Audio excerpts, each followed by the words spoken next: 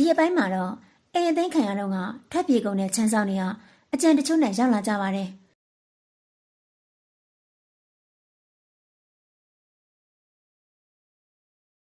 ဝိုင်းရင်ကလူတွေကလက်နေကြပါတယ်အားကိုးစင်အားရကြတာမရှိတော့တောင်ထင်မြောက်တင်နဲ့ကိုလိုရာတွေတွေးနေကြပါတယ်ဝါသခင်မကြီးကဒီကိစ္စဒီမှာမေးလိုက်တော့ကိုအခန်းကိုပြန်ရေးကြတော့လို့ပြောလိုက်တော့မှလူစုခွဲကုန်ကြပါတယ်ဝါကျင်အမေကတော့မျက်ရည်နဲ့မျက်ခွက်ပါပဲ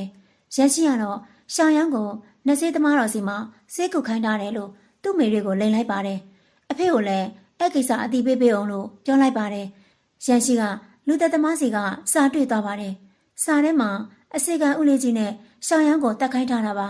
သူ့မိသေးတဲ့ကိစ္စမှာမမြင်သင့်တာကိုမြင်ခဲ့လို့သူတို့နှစ်ယောက်ကိုနှုတ်ပိတ်ခိုင်းတာလို့ရန်ရှိယူဆလိုက်ပါတယ်နောက်နေ့ရောက်တော့ရန်ရှိကအမေသေးတဲ့ညတော့ဘာဖြစ်ခဲ့လဲလို့ရှောင်းရမ်းကိုမေးပါတယ်မျက်လုံးတွေလေးပြီးအိပ်ပျော်သွားတာဘာမှမမှတ်မိဘူးလို့ပြန်ပြောလိုက်ပါတယ်ရန်ရှိလည်းအတင်းမမေးချင်တာနဲ့တိတ်တိတ်ဆိတ်ကောက်ွယ်ဖို့ပဲဆုံးဖြတ်လိုက်တယ်ကိုဘဝအမှန်ကိုဘယ်သူမှမပြောနဲ့မမဝါကိုလည်းမပြောနဲ့လို့သူ့ညီမလေးကိုမှားလိုက်ပါတယ်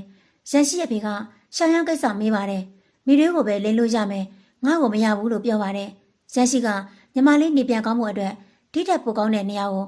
ပို့ထားတယ်လို့ပြန်ပြောလိုက်ပါတယ်သူ့အဖေလည်းသူ့သားအကြောင်းသိတော့ဆက်မမေးတော့ပါဘူးဝါချင်းကတော့လမ်းမင်းဈေးတန်နဲ့အားမရပါဘူးဈေးကွက်ထက်ရှာနေပါပြီနာမည်ကြီးတဲ့စားသောက်ဆိုင်ရဲ့ရှေ့မှာလူပင်ရောက်လာတယ်ဆိုတာသူ့လူတွေကိုစောင့်ကြည့်ခိုင်းထားပါတယ်လူအရက်တွက်များတဲ့ဆိုင်ကိုသွားပြီးဆိုင်ရှင်ကိုသူ့အိမ်ကလုပ်တဲ့မုံကိုကျွလိုက်ပါတယ်ဆိုင်ရှင်ကမစိုးဘူးစားကောင်းတယ်လို့ချီးမွမ်းလိုက်ပါတယ်ဝါချင်းကဆိုင်ကိုလာတဲ့လူတိုင်းဒီမုံကို3လတိတိအလကားပေးခြင်းတယ်လို့ပြောလိုက်ပါတယ်ဆိုင်ရှင်ကလည်းပတ်စံမပေးရသူ့ဆိုင်ကိုလည်းလူတွေမမြတ်လာမဲ့နီလန်းဆိုတော့သဘောကျသွားပါတယ်မနက်တိုင်းမုံတွေလုတ်ပြီးသွားပို့ပါတယ်လာနေငယ်ကြတော့ဝါကျင်မောင်ကနာမည်ကျလာပါတယ်3လပြည့်တော့ဆိုင်ရှင်ကအရင်လိုပဲမုံပို့ပြီးပတ်စံရှင်းပေးမယ်လို့ပြောလိုက်ပါတယ်ဝါကျင်ကသဘောတူလိုက်ပါတယ်ဒီလိုနဲ့ဝါရဲ့စီးပွားရေးကအတော်ကောင်းလာပါတယ်ပတ်စံလေးစုပြီးတော့ထမင်းစားနေတဲ့အချိန်မှာပဲမြို့ထဲမှာအိမ်ဝယ်မယ်လို့ဝါကျင်ကကြေညာလိုက်ပါတယ်အလုံးကသဘောတူညီကြပါတယ်ဒီလိုနဲ့မြို့ထဲမှာအိမ်ဝယ်ပြီးဖွင့်ပွဲလုပ်ပါတယ်မြို့ထဲကိုပစ္စည်းတွေစရွှေတဲ့နေ့မှာအရင်အိမ်ဆောင်လုပ်ခဲ့တဲ့လူတွေကလူအများပြားနဲ့အလုပ်လိုချင်လို့ပါဆိုပြီးအတင်းရောက်လာပါတယ်သူတို့ကအကြံနဲ့လာတာပါ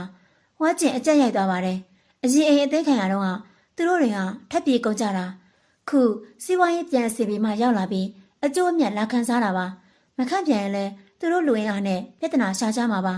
ခန့်ရင်လဲလူကောင်းနေမဟုတ်လို့အိမ်အတွက်စိတ်မချရပါဘူးနောက်ဆုံးတော့ဝါကျင်လဲခေါင်းဆောင်ကိုခေါ်တွေ့ပါတယ်ချရောက်ချင်းပဲခေါင်းဆောင်ကအရင်တုန်းကအမအတွက်တောင်းပန်ပါတယ်ဆိုပြီးညရည်ကထိုးပါတယ်ဝါကျင်ကသူတို့ရဲ့အကြံကိုရိပ်မိပါတယ်နောက်ပိုင်းမှာတော့ရန်ရှိရဲ့တဝန်တူမှုတွေနဲ့အိမ်ဆောင်တွေရဲ့အနုချမ်းစီတာကိုကြည့်ရှုရမှာပါဆက်လက်စောင့်ကြည့်လိုက်ပါ